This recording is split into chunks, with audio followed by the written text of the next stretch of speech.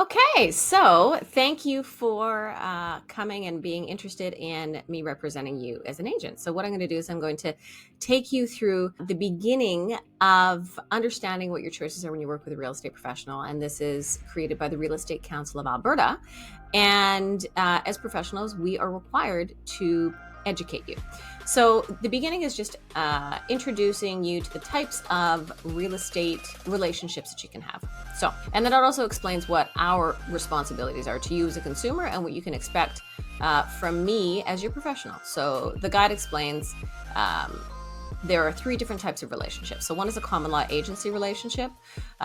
The second is a designated agency relationship, which is the relationship that you will be with me. And then you can also be a customer to a real estate professional.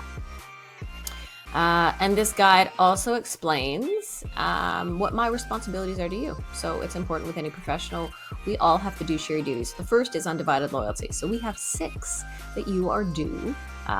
And undivided loyalty means that I have to act in your best interest. So that's exactly why you're here. You're coming to continue to move down that process that reinforces trust that you know that you can rely on me for my loyalty to your best interest. And in that, I've got to avoid conflicts of interest.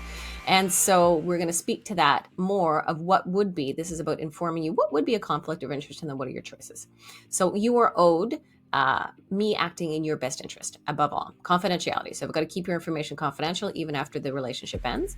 Full disclosure. So I have to tell you in writing about the services that we provide. So that's just informing you about what you can expect moving forward and also what you can rely on. So that will be covered more in the actual representation agreement. So then it's detailed for you.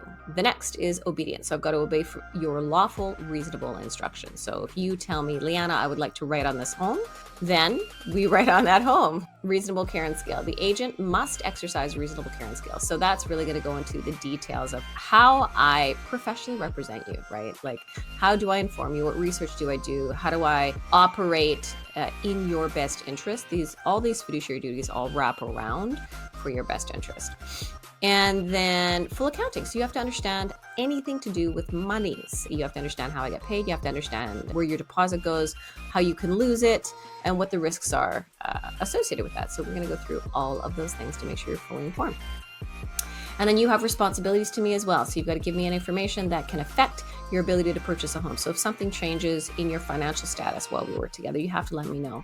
If someone else decides to purchase the home with you, you have to let me know. If anything changes around, typically it's the money that would affect your ability to complete the purchase. And then I alluded to conflicts of interest, and that was in the first fiduciary duty. So first, I want to educate you on what is a conflict of interest, and then what are your choices in that situation. So a conflict of interest is if, let's say I was the selling agent and you were interested to purchase that home, I would be in a conflict of interest because my first fiduciary duty is undivided loyalty. So if I've already signed to represent the seller, their interest is to get the highest price, and your interest as a buyer is to get the lowest price. So that's an immediate conflict. So there's a couple ways that can be dealt with. So I could refer you as the buyer to another agent.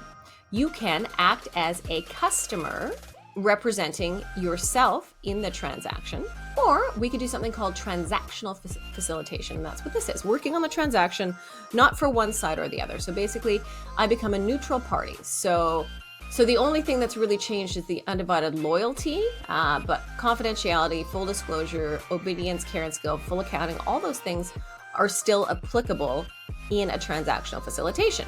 All that happens is I basically become a neutral party. So instead of representing one party's interest over another, I become neutral, provide equal information to both parties.